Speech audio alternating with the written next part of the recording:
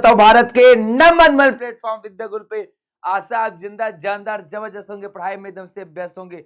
तो प्यारे बच्चों सबके सब जल्दी आ जाओ क्योंकि आज क्लास होने वाली जानदार जबरदस्त और मस्त, क्योंकि आज हम लोग जो कल पढ़े थे उसके आगे की चीजें देखने वाले हैं।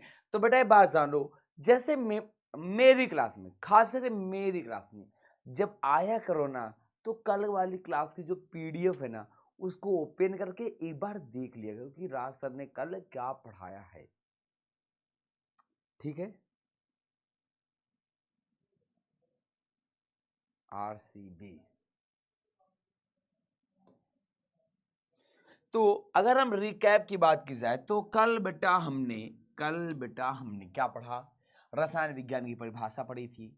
भौतिक परिवर्तन और रासायनिक परिवर्तन क्या होता, मैंने बताया था कि भौतिक परिवर्तन में क्या था कि कोई नया पदार्थ नहीं बनता है और इसमें नया पदार्थ बन जाता है। यही बेटा हमारा भौतिक और रासायनिक परिवर्तन था।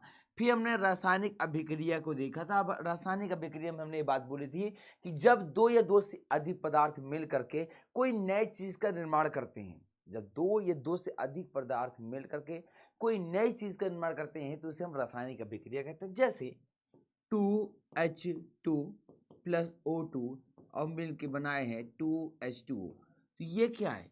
एक रासायनिक अभिक्रिया है। जैसे कोयला को जब हम लोग ऑक्सीजन की उपस्थिति में जलाते हैं तो क्या बनता है? Carbon dioxide. तो ये सब क्या है? ये सब की सब हमारी रासायनिक अभिक्रियाएं होती हैं, जहां पर दो या दो से अधिक प्रकार के पदार्थ मिलकर के नए चीज का निर्माण करते हैं। उसे हम क्या कहते हैं बेटा? क्या कहते हैं? बोलो बोलो। रासायनिक अभिक्रिया। अच्छा, जो रासायनिक अभिक्रिया में भाग लेते हैं उसे क्या कहती हैं? जो रासायनिक अभिक्रिया में भाग लेते हैं उसे क्या कहा जाता है? देखो मैं आगे, स्वागत है बेटा। ओके ओके, अभिकारक, बहुत सही। देखो, जो अभिक्रिया में भाग लेता है उसे अभिकारक कहा जाता है। क्या कहते हैं बेटा? अभिकारक कहते हैं। ये हमें कल ही पता चला था। और इसे कहीं कहीं पर क्रियाकारक भी लिख देते हैं, तो कि जो क्रिया करती है, जिसके जिससे क्रिया होती है वो कहा जाता है। अच्छा, जो चीज का निर्माण होता है, जिसका निर्माण होता है उसे क्या कहा जाता है? अभिक्रिया के दौरान जिसका निर्माण होता है, अभिक्रिया के दौरान जिसका निर्माण होता है उसे क्या कहा जाता है? उत्पाद कहते हैं। बहुत से बेटा, क्या कहते हैं बेटा? उत्पाद कहते हैं। ये हमने कल पढ़ा था। फिर उसके बाद तत्व, परमाणु, अणु और यौगिक के बीच में क्या डिफरेंस होता है हमने ये बताया था कि हमारे पास कोई सोना है। क्या है? कोई सोना है। ये सोना, मेरे पास सोना नहीं है। तो जो सोना है, तो ये हमारा क्या है? एक तत्व है। क्या है? एक तत्व है। सोना क्या है? हमारा एक तत्व है।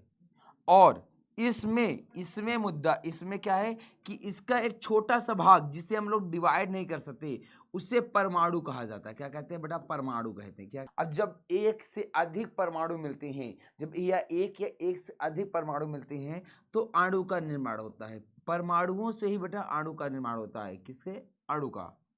और जैसे हमारा क्या है? H2, hydrogen gas, oxygen, nitrogen, ये सब क्या है? अणु हैं।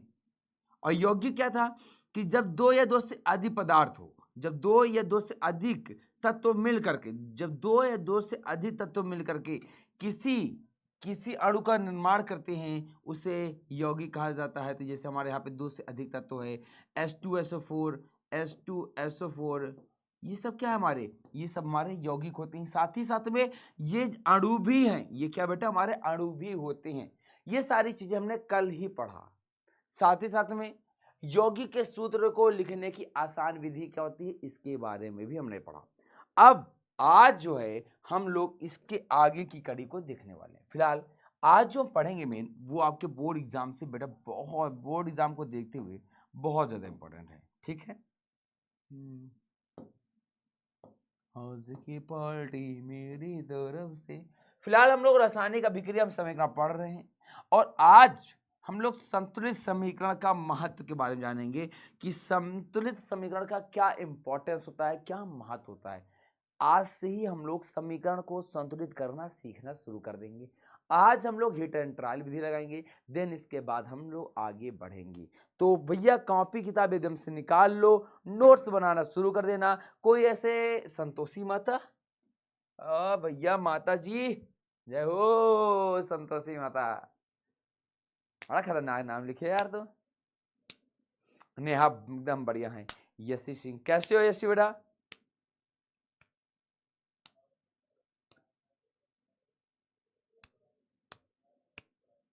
अब बताओ, हमारी क्लास में जब माता है तो भाई किसको क्या ही टेंशन है। भाभी जी कैसी हैं? अरे चलो आप, गुड इवनिंग गुड इवनिंग, आ जाओ। हम लोग देखे, मेरी थोड़ा सा बात कम करने की आदत है, मैं ज़्यादा बात नहीं करता हूँ। ओके, जय माता दी, सारे बोलो जय माता दी, जोर से बोलो जय माता दी। आ गया, लीव इट। तो फिलहाल आज जो हम लोग पढ़ने वाले हैं वो हम देखेंगे रासायनिक अभिक्रिया, फिर संतुलित रस समीकरण का महत्व क्या होता है, और द्रव्यमान संरक्षण का नियम क्या होता है। आज हम ये सारी चीजों को अच्छे से देखने और समझने वाले हैं। आयुषी से नहीं बेटा, मैं किसी को भूलता नहीं यार, सब याद रहते हैं, क्यों भूलेंगे।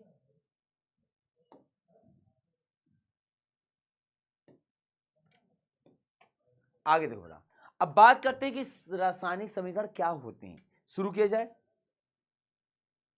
बेटा अभी परेशान ना हो, बहुत टाइप की होती है, जो तुम्हारे बुक में भी नहीं होंगी ना वो भी मैं बताऊंगा, बहुत सारी है बेटा। और केवल इसी चैप्टर की बात नहीं हो रही, में भी नहीं होंगी ना वो भी मैं बताऊंगा, बहुत सारी है बेटा। और केवल इसी चैप्टर की बात नहीं हो रही है, इसके आगे के चैप्टर में भी हमारी अभिक्रियाएं होती हैं। परेशान ना हो ना, सब कुछ बताया जाएगा, ठीक है।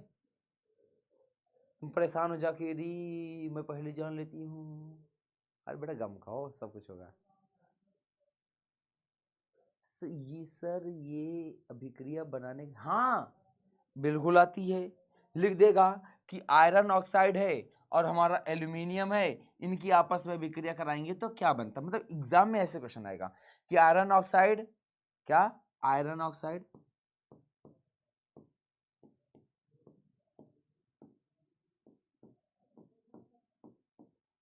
आयरन ऑक्साइड की अभिक्रिया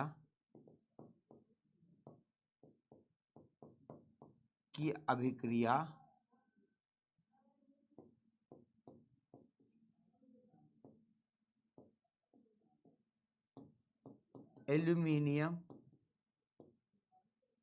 कितनी बेहुदा राइटिंग है, कितनी बेहुदा राइटिंग है। तो ऐसे लिख देगा, मैं अब इसको हटा दूंगा। आयरन ऑक्साइड की अभिक्रिया एल्यूमिनियम से कराने पर क्या बनता है, ऐसे पूछेगा तब आपको पूरी रिएक्शन लिखनी पड़ेगी। परेशान ना हो ना, ठीक है। संतुलित रासायनिक, अरे आयुषी गम खाओ, वेट करो, सब्र, सब्र का फल कैसा होता है बेटा, सब्र का फल कैसा होता है बेटा, जल्दी कमेंट कर बताओ, सब्र का फल कैसा होता है, बहुत ही मीठा होता है। क्या होता है, मीठा होता है, तो सब्र करो। रिधा प्रवीण, बेटा वेट करो वेट करो। Okay live it. अब हम लोग आगे बढ़ते हैं। तो कह रहा है रासायनिक समीकरण क्या है, कह रहा किसी रासायनिक अभिक्रिया में, क्या, किसी रासायनिक अभिक्रिया का उसमें भाग लेने वाले पदार्थों, जिसे अभिकारक और उत्पाद के प्रतीकों तथा सूत्रों के माध्यम से, ध्यान से सुनो, कोई रासायनिक अभिक्रिया हुई है, हमने बोला क्या कि कोयला को, क्या, कोयला को ऑक्सीजन, ऑक्सीजन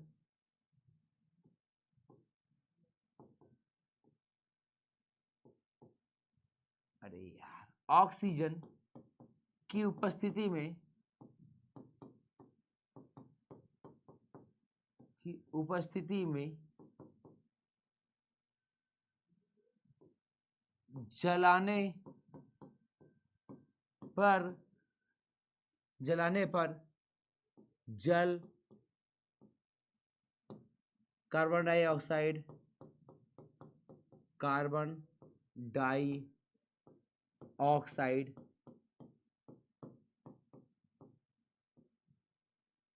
तथा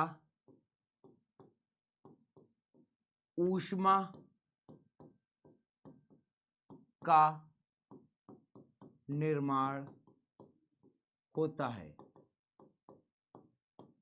अब देखो क्या लग रहा है, बहुत बड़ी रिएक्शन होगी ना, लग रहा है ना कि बहुत बड़ी रिएक्शन है, लग रहा है ना बहुत बड़ी रिएक्शन है, लेकिन है क्या ये, इसकी रिएक्शन क्या है, कार्बन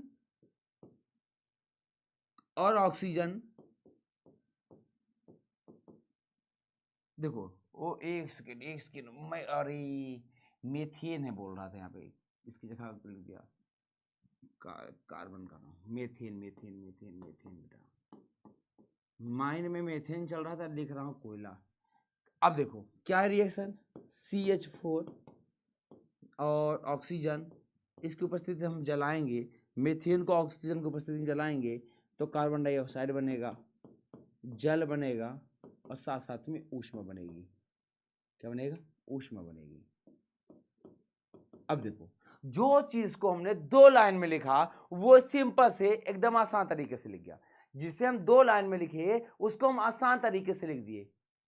यही बेटा है रासायनिक समीकरण। क्या कहा कि किसी रासायनिक अभिक्रिया को, किसी भी रासायनिक अभिक्रिया को, बेटा यह रासायनिक अभिक्रिया है, किसी भी रासायनिक अभिक्रिया को उसमें भाग लेने वाले पदार्थ, भाग कौन ले रहा है, मेथेन ले रहा है और ऑक्सीजन ले रहा है, उसमें भाग लेने वाले पदार्थ जिसे अभिकारक उत्पाद की बात कर रहा है, तथा मतलब भाग लेने वाले पदार्थों को प्रतीकों और सूत्रों के माध्यम से, भाग लेने वाले पदार्थों को और जो बन रहे हैं उनको, जो भाग ले रहे हैं और जिनका निर्माण हो रहा है उनको प्रतीकों और सूत्रों के माध्यम से, प्रतीकों और सूत्रों के माध्यम से संक्षिप्त प्रदर्शन, संक्षिप्त प्रदर्शन, देखो 2 लाइन था यहां पे इतने में हो गया, संक्षिप्त प्रदर्शन ही रासायनिक समीकरण कहलाता है। कह रहा कोई रासायनिक अभिक्रिया है, उस रासायनिक अभिक्रिया में भाग लेने वाले जो भी पदार्थ हैं, भाग लेने वाले पदार्थ और जिनका निर्माण हो उनको प्रतीकों और सूत्रों के रूप में लिखना ही रासायनिक समीकरण कहलाता है। क्या ये बात क्लियर हुई? प्रशांत बघेल कह रहा है सर यार बहुत अच्छी बात है।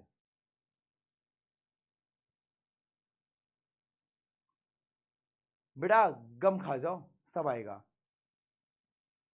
ठीक है।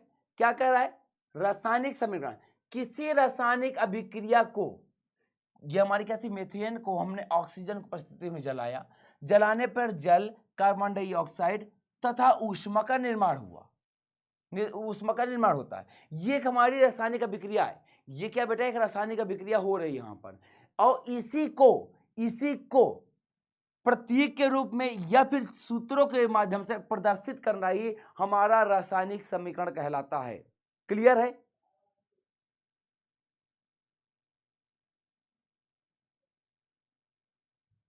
सर फिजिक्स, बेटा देखो एक फिजिक्स हम लोग कैसे पढ़ेंगे बेटा, थोड़ा समझ लो।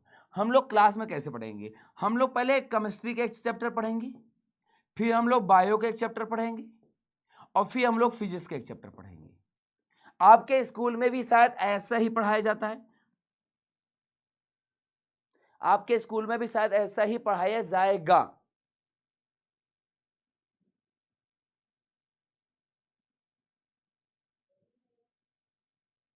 ना। हाँ 100% बेटा। अब भाई तुम्हारा टीचर जी थोड़ा सा दिमाग खराब हो, गुस्सा नुस्सान हो, घर में लड़ाई उड़ाई की हो, बात दूसरी है, बट ऐसे ही होता है यार। तो अब क्या है यहाँ पे देखो बेटा, ये भी हमारे समीकरण क्या है, क्या ये समीकरण हमारे संतुलित है, क्या ये समीकरण हमारे संतुलित है?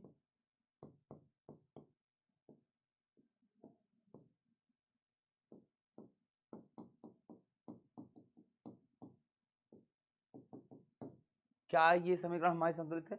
नहीं है। फिलहाल मैं आसान तरीके से लिख देता हूँ, उधर एल्यूमिनियम कितना दो, इधर आयरन दो, ये हमारे समीकरण संतुलित है। अभी मैं इसको यहाँ पे लिखे दे रहा हूँ बस, अभी मत देखो, ये मत पूछना क्यों कैसे आया, बस अभी नोट कर लो, अभी ध्यान दो बस।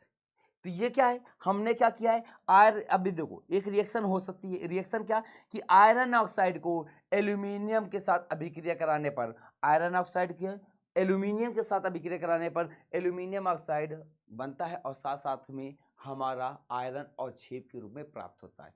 किसके रूप में? अवक्षेप के रूप में प्राप्त करता है, जिससे अवक्षेपण अभिक्रिया भी बोल सकते हो। Leave it. अभी हम लोग देखो बेटा, अभी परेशान ना हो। कुछ बच्चे होते हैं वो थोड़ा सा आगे की चीजें पूछने लगते हैं। बेटा मैं अभी पता है मैं बहुत आगे की चीजें बताने लगूं, जैसे तुम्हारी इच्छा हो कि सर ये अमाशय क्या होता है। बेटा अगर मैं अभी यहाँ पे अमाशय बताया, तुम खुद बताओ, अगर मैं अभी यहाँ के बीच में अमाशय के बारे में बताया तो क्या आपको ये अमाशय समझ में आ जाएगा? क्या आपको ये जो आज की क्लास थी वो समझ में आ जाएगी? नहीं। अमाशय भी बेटा बड़ा टॉपिक है और ये भी बड़ा टॉपिक है, दोनों समझ नहीं आएंगे, दोनों खिचड़ी हो जाएगी, दोनों खिचड़ी हो जाएगी। इस वजह से बेटा कुछ चीजों को मैं अभी इग्नोर कर दूंगा। आप लोग की तो अभी क्या है, अभी आप लोग नए नए आए हो, अभी आपको लग रहा है किताब पढ़े, आपको लगा ओ ये रिएक्शन बड़ी अच्छी, चलो इससे पूछ लेते सर। लेकिन मुझे पता है कि कहां पर आपको क्या बताना है। अभी मैं आपको ये नहीं बताऊंगा कि यहाँ पर ये कौन सी रिएक्शन है, यहाँ पे ये आयरन ऑक्साइड है, यहाँ पे एल्यूमिनियम था, फिर यहाँ पे एल्यूमिनियम जुड़ गए, यहाँ पर ये Fe बन गया। मैं आपको ये नहीं बताऊंगा अभी, क्योंकि मैं इसको तब बताऊंगा कि ऐसा क्यों हुआ जब मैं रासायनिक अभिक्रिया के बारे में बताऊंगा। लेकिन आज मैं क्या बता रहा हूं, अभी मैं आपको ये बता रहा हूं कि समीकरण को संतुलित कैसे करते हैं और समीकरण का संतुलन क्यों आवश्यक है। जब मैं रासायनिक अभिक्रिया में पहुंचूंगा तो मैं आपको बताऊंगा कि यहां पर कौन सी रासायनिक अभिक्रिया हो रही है और क्यों हो रही है और ऐसा क्यों हो रहा है, क्यों एल्यूमिनियम आयरन को विस्थापित कर रहा है। सारी चीजें बताऊंगा, लेकिन सब्र करना, ठीक है? ताकि आप अगर स्टेप बाय स्टेप करोगे, स्टेप बाय स्टेप करोगे तो आपको और अच्छे से समझ में आएगा, ठीक है? आपको ऑलरेडी पता है कि अभिकारक और उत्पाद क्या होते हैं। ऐसे पदार्थ जो किसी रासायनिक अभिक्रिया में भाग लेते हैं, हिस्सा लेते हैं, उन्हें अभिकारक कहते हैं। और उत्पाद क्या है? ऐसे पदार्थ जिनका निर्माण रासायनिक अभिक्रिया में होता है। कोई भी रासायनिक अभिक्रिया में जब भी कोई रासायनिक परिवर्तन होता है तो वहां पे एक अभिक्रिया होती है और उस अभिक्रिया में जो बनता है ये हमारा क्या बेटा, ये हमारा क्या अभिकारक है। ये क्या बेटा हमारे अभिकारक है। जो अभिक्रिया में भाग लेते हैं उन्हें अभिकारक कहते हैं। और जिनका निर्माण होता है, जिसका निर्माण हो गया, ये हमारा क्या कहलाएंगे बेटा, उत्पाद। अच्छा एक चीज और आप पढ़े होंगे, आगे है कि नहीं इसको, नहीं है, हाँ एक चीज और होता है बेटा, एक चीज और यहाँ पर, एक कुछ उत्प्रेरक होते हैं। क्या किसी को पता है उत्प्रेरक क्या होते हैं? ये उत्प्रेरक क्या होता है, किसी को पता है?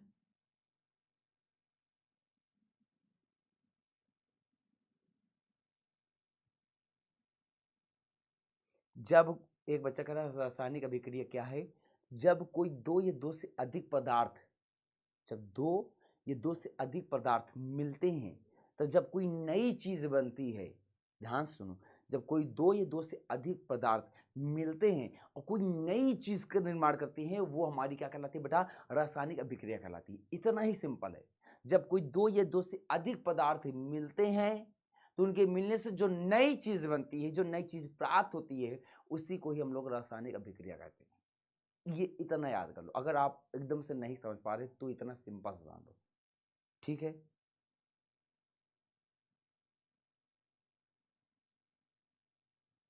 हाँ, ये उत्प्रेरक क्या होता है, इसको इंग्लिश में कैटलिस्ट बोलते हैं। इसका जो काम होता है, पहले बात जान लेना, उत्प्रेरक हमेशा एरो के ऊपर और नीचे लिखे जाते हैं। तीर के ऊपर या नीचे होते हैं, ठीक है? तीर के ऊपर या फिर नीचे लिखे जाते हैं, ठीक है? लिखे, एग्जाम में पूछता नहीं कि उत्प्रेरक कैसे जाता है, बट जान लो, हमें पता होना चाहिए।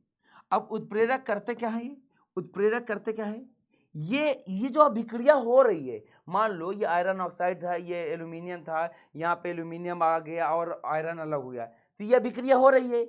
ये अभिक्रिया की गति को, अभिक्रिया की गति की दर को, अभिक्रिया अभिक्रिया की दर को बढ़ा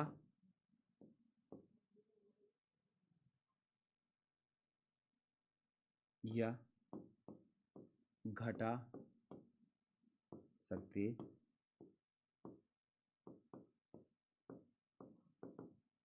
सकते हैं, सकते लीजिए, कुछ भी है वही है।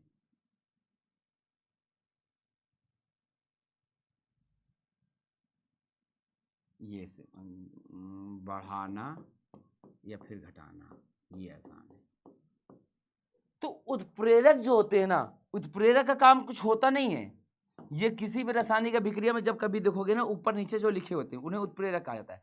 और उत्प्रेरक का केवल एक काम होता है, ये मान लो कि कोई चीज नई बन रही है, कोई दो चीज को मिलाया और नई चीज बन रही है। मैं चाह रहा हूं कि नई चीज ज्यादा जल्दी बन जाए, ये जल्दी बन जाए। अब उसको जल्दी बनाने के चक्कर में हम अगर कोई चीज उसमें मिला रहे हैं, उसमें कुछ डाल रहे हैं, तो ये जो हमने कुछ एक्स्ट्रा मिलाया है, कुछ उसमें डाला, तो वो क्या कहलाएगा? उत्प्रेरक कहलाएगा। या फिर कोई चीज में बहुत जल्दी परिवर्तन आ रहा था, कोई चीज बहुत जल्दी अभिक्रिया हो रही थी, मैं चाह रहा हूं कि बहुत तेजी से जो अभिक्रिया हो रही है ये तेजी से ना हो, स्लो स्लो हो। क्या हो? स्लो हो। तो उसको स्लो करने के लिए, उस अभिक्रिया की दर को घटाने के लिए अगर हमने कोई चीज, बाहरी चीज को यूज किया, कुछ एक्स्ट्रा चीज उसमें मिलाई, तो वही बेटा हमारे उत्प्रेरक कहलाते हैं। क्या बात क्लियर? उत्प्रेरक क्या है कि अभिक्रिया की गति, मान लो अभिक्रिया हो रही थी, बहुत तेज से अभिक्रिया थी, बहुत तेज से हो रही थी, अब मैं चाह रहा थी इतनी तेज से ना हो, तो उसके लिए मैंने क्या किया कि उसमें कुछ मिला दिया। उसमें क्या किया? अभिक्रिया में कुछ मिला दिया। अब मिलाने की वजह से क्या हुआ कि अभिक्रिया स्लो हो गई। क्या हो गई? अभिक्रिया स्लो हो गई। और इसी को ही बेटा हम लोग उत्प्रेरक कहेंगे, जो अभिक्रिया को है तो बढ़ा दें या फिर घटा दें। क्लियर है?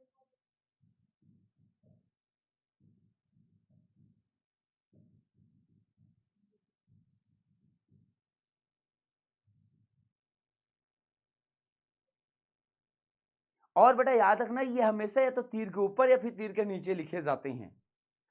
उत्प्रेरक क्या है बेटा? जो किसी अभिक्रिया की गति की दर को बढ़ा दे या फिर घटा दे। अब आता है द्रव्यमान संरक्षण का नियम। अब द्रव्यमान संरक्षण का नियम यहां पर क्यों पढ़ते हैं? यहां पर क्या काम है? इस रासायनिक समीकरण के संतुलन में क्या काम है? कोई बच्चा बता सकता है कि रासायनिक समीकरण में द्रव्यमान संरक्षण का नियम क्यों आता है? जल्दी बताओ। कोई बच्चा बताए कि हम लोग जब रासायनिक अभिक्रिया या रासायनिक समीकरण पढ़ते हैं तो वहां पर द्रव्यमान संरक्षण के नियम की बात क्यों करते हैं? जल्दी बताओ, कमेंट में बताओ। क्यों हम बात करते हैं? जब भी कहीं पर क्या होता है कि हम लोग रासायनिक अभिक्रिया एवं समीकरण की बात करते हैं तो वहां पर द्रव्यमान संरक्षण के नियम की बात होती है। तो द्रव्यमान संरक्षण के नियम की बात हम लोग क्यों करते हैं? ऐसा जरूरत क्यों पड़ती है कि हाँ, बिना द्रव्यमान संरक्षण के नियम के काम न चल पाए? कमेंट कर बताओ। ऊष्मा को उत्पन्न होता है। अच्छा सर, संतुलित करने के लिए तीर को क्या कहा जाता है? बेटा ये तीर को क्या कहा जाता है? एरो भाई। अब इंग्लिश में एरो कहेंगे। वो सिंपल सी बात है, ये गति की दिशा बता रही है, अभिक्रिया की दिशा बता रही है कि इससे इस चीज का निर्माण हो रहा है। सिंपल जान लो, इस एरो का सिंपल सा एक काम है कि ये अभिक्रिया की दिशा बता रही है कि इन दो चीज से इन दो चीज का निर्माण हुआ। अभी अभिक्रिया एरो को उल्टा ऐसे लगा देते तो कहेंगे इनसे इसका निर्माण हुआ। तो ये एरो जो है ये गति बता रही है, मतलब कि अभिक्रिया की दिशा बता रही है। वेट संतुलित करने के लिए सर मुझे आपसे, इतना छोटा छोटा दिखा, पढ़ ही ना पा रहे हैं यार लोग, बड़ा साइज नहीं बढ़ाते लोग।